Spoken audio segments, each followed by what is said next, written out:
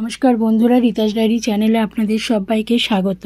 বজরংবলী আরাধনা আমরা পুরুষ নারী নির্বিশেষে সবাই করি, কিন্তু নারীদের কিছু নিয়ম মেনে চলা খুবই দরকার। মঙ্গলবার দিনটি সমর্পিত করা হয়েছে হনুমানজির পুজো এবং ব্রতের জন্য। বিশ্বাস করা হয় যে মঙ্গলকারী হনুমানের পুজো এই দিন করলে জীবন থেকে সমস্ত রকম কষ্ট দুঃখ কিন্তু নিমেষে দূর হয়ে যায়। আর বজরংবলী ভক্তের সমস্ত ইচ্ছাকে পূরণ করেন এবং মনস্কামনা যদি কেউ করে থাকেন তাহলে তা পূর্ণ হয়। তবে হনুমানজির পুজো করার সময় কিছু বিশেষ নিয়ম কিন্তু মেয়েদেরকে পালন করা দরকার। মঙ্গলবার দিনটি সমর্পিত যেহেতু বজরংবলীর নামে করা হয়, সেহেতু আমরা কিন্তু মঙ্গলবার দিনটায় আমরা নিরামিষ খাই এবং হনুমান চালিসা পড়ি এবং হনুমানজিকে পুজো করি। তাহলে কিন্তু আমাদের সমস্ত কষ্ট নিমেষে দূর হয়ে যায়। হনুমানজির পুজো করার সময় কিছু বিশেষ নিয়ম পালন করা খুবই দরকার, কারণ আমরা সবাই জানি হনুমানজি কিন্তু ছিলেন ব্রহ্মচারী। তাই মহিলাদের কিছু নিয়ম মেনে চলা দরকার। কি সেই নিয়ম সেগুলো আপনাদেরকে আমি অবশ্যই বলে দিচ্ছি।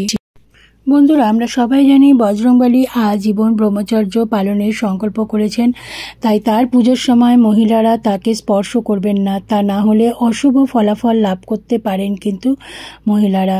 সিঁদুর বজরংবলীর অত্যন্ত প্রিয়। পুরুষরা বজরংবলীকে সিঁদুর লাগালেও মহিলাদের এই সিঁদুর লাগানো থেকে বিরত থাকা উচিত। তাই সিঁদুরের পরিবর্তে লাল রঙের ফুল নিবেদন করুন মহিলারা। বন্ধুরা, বজরংবলী সামনে অনেকে বজরং বাণ পাঠ করেন। তো বজরং বাণ কিন্তু পুরুষরা পাঠ করলেও মহিলারা কিন্তু একেবারেই পাঠ করতে পারেন না, কারণ তাদের জীবনে কিন্তু নেগেটিভ প্রভাব পড়তে পারে এই বজরং বাণ পাঠ করলে। এমন কিছু জিনিস রয়েছে যা মহিলারা কখনো বজরংবলীকে নিবেদন করবেন না।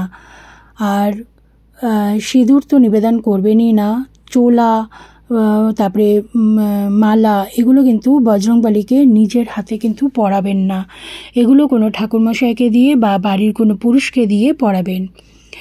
আর বজরংবলী পুজো করার সময় অবশ্যই ঘরে যে শিবলিঙ্গ আছে সেই শিব ঠাকুরকে অবশ্যই কিন্তু পুজো করে নেবেন, তাহলে বজরংবলী অনেক বেশি খুশি হন। আর হনুমান চালিসা যখন পাঠ করবেন তখন শ্রী রামের স্তুতি করে তবেই হনুমান চালিসা পাঠ করবেন। হনুমান জয়ন্তীতে বজরংবলী পুজোর সময় মহিলারা কালো বা সাদা রঙের পোশাক পরবেন না।